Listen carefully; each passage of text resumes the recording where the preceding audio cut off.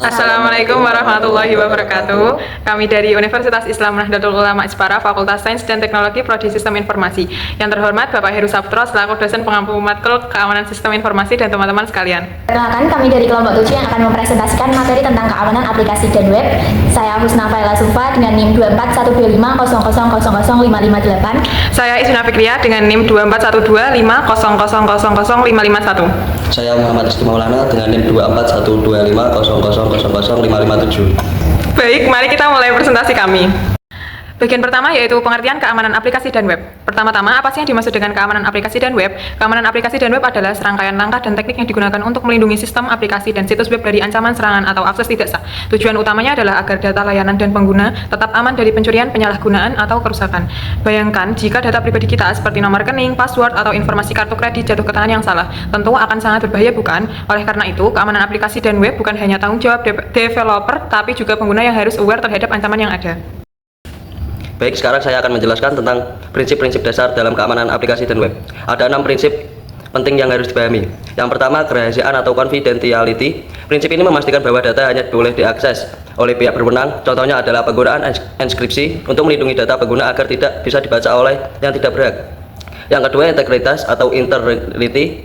Data tidak boleh diubah tanpa izin. Kita menggunakan teknik seperti hashing dan digital signature untuk memastikan data tidak dimanipulasi. Misalnya, ketika kita download file, kita bisa verifikasi dengan hash MD5 atau SHA untuk memastikan file tersebut tidak diubah.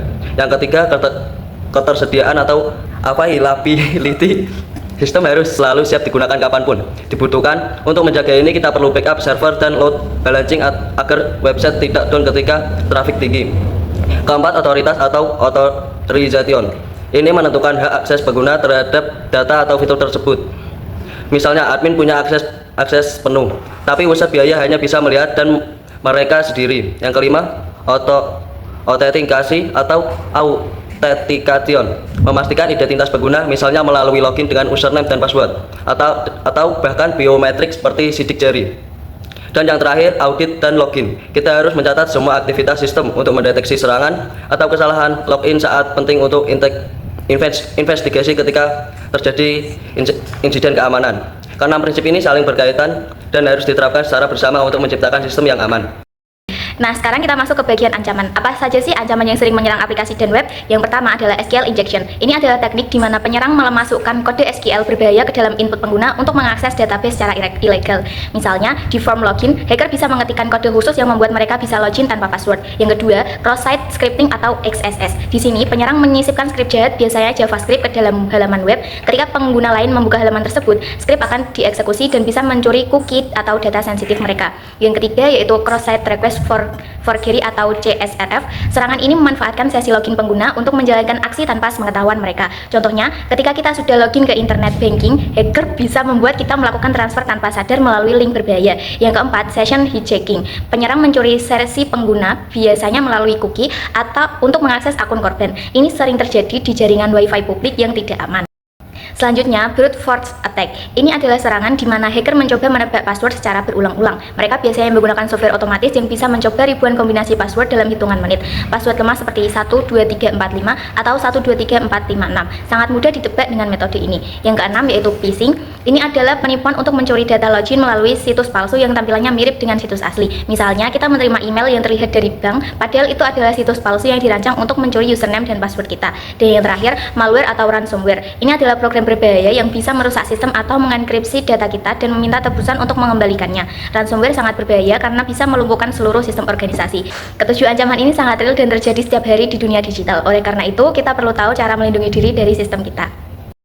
Setelah mengetahui ancaman-ancamannya, sekarang kita bahas bagaimana cara melindungi aplikasi dan web kita. Pertama, validasi input. Kita harus memeriksa semua input dari pengguna untuk mencegah SQL injection dan XSS. Jangan pernah percaya input dari user, selalu validasi dan sanitasi.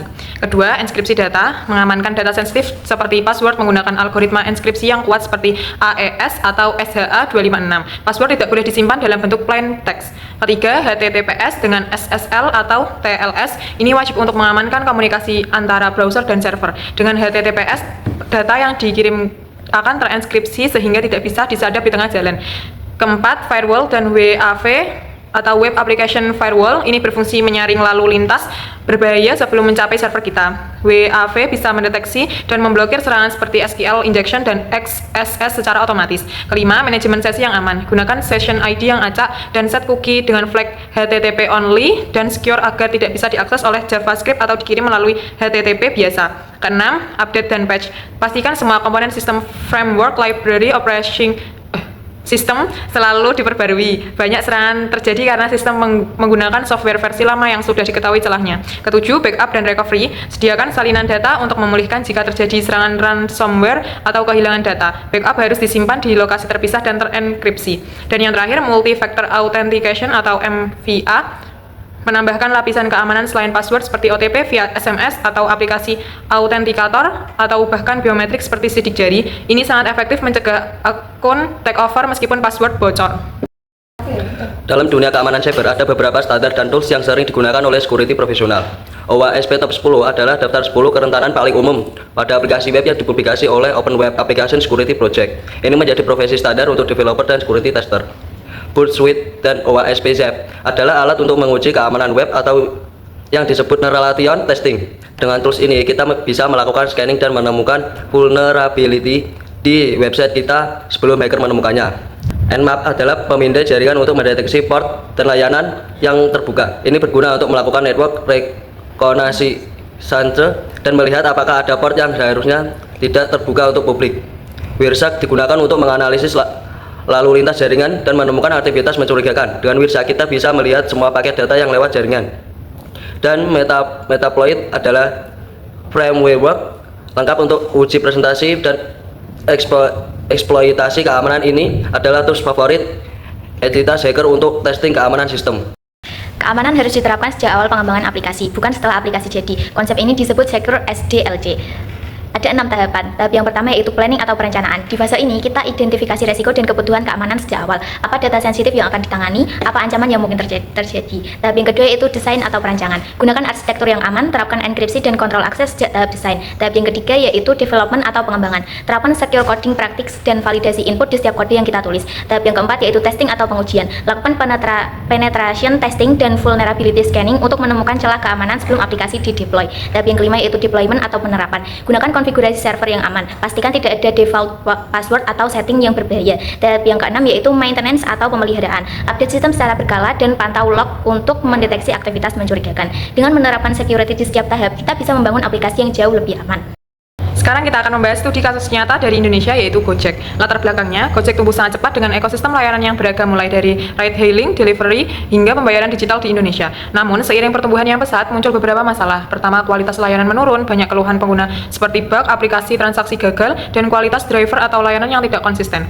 Kedua, manajemen resiko, sistem informasi kurang optimal. Penelitian menggunakan metode FMEA menunjukkan bahwa aplikasi Gojek mengandung resiko operasional SITI yang belum sepenuhnya dikelola dengan baik. Ketiga, meskipun Gojek adalah merek besar, penelitian menunjukkan bahwa Gojek gagal mempertahankan penghargaan top brand karena variabel kualitas produk dan layanan kurang optimal. Dampak bagi sistem informasi dan organisasi sangat signifikan. Sistem informasi yang tidak stabil membuat sulit untuk mendukung ekspansi layanan dan menjaga loyalitas pengguna. Infrastruktur TI dan operasi mitra seperti driver dan merchant yang tersebar luas membutuhkan pengendalian risiko yang tinggi. Kegagalan strategi SI atau TI memunculkan isu internal seperti pengambilan keputusan yang kurang cepat, eksekusi yang tidak konsisten, dan risiko terhadap reputasi perusahaan. Pelajaran yang bisa kita ambil dari kasus Gojek ini adalah: pertama, identifikasi risiko SI TI sejak awal. Jangan tunggu masalah muncul baru ditangani. Kedua, lakukan pengukuran kualitas layanan secara berkala dan konsisten. Ketiga, integrasi antara strategi organisasi dan TI harus seamless. TI bukan hanya support tapi enablers bisnis. Dan yang terakhir, kontinuitas dan evaluasi sistem harus terus dipantau dan ditingkatkan seiring pertumbuhan bisnis. Kasus ini menunjukkan bahwa keamanan dan kualitas sistem informasi bukan hanya masalah teknis tapi juga strategi bisnis yang harus dikelola dengan serius. Baik, sekarang kita akan masuk ke kesimpulan dari presentasi kami. Yang pertama, keamanan aplikasi dan web merupakan aspek vital dalam menjaga integritas, kerahasiaan, dan ketersediaan data pengguna. Tanpa perlindungan yang baik, sistem mudah disusupi dan merugikan pengguna maupun organisasi. Yang kedua, ancaman cyber terus berkembang, seperti SQL, injection, XSS, phishing, dan malware. Oleh karena itu, diperlukan strategi keamanan yang adaptif dan berkelanjutan, bukan one-time project. Yang ketiga, kasus Gojek yang telah kita bahas menunjukkan bahwa kegagalan dan mengelola resiko SI atau TI dapat menurunkan kepercayaan pengguna dan kualitas layanan. Artinya, Keamanan tidak hanya soal teknik, tapi juga strategi manajemen dan pemantauan berkelanjutan. Yang keempat, implementasi secure SDLC dan standar keamanan seperti OWASP, Encrypt, MFA, dan login harus diterapkan sejak tahap perancangan hingga pemeliharaan. Dan yang terakhir, kesadaran keamanan atau security awareness dari seluruh tim menjadi kunci teknologi yang kuat tidak cukup tanpa perilaku yang aman dari pengguna dan pengembang. Ingat, security is not a product but a process. Keamanan adalah perjalanan yang tidak pernah berhenti. Demikian presentasi dari kelompok 7 tentang keamanan aplikasi dan web. Kami berharap materi yang kami sampaikan bisa bermanfaat dan menambah pemahaman kita semua tentang pentingnya keamanan dalam dunia digital.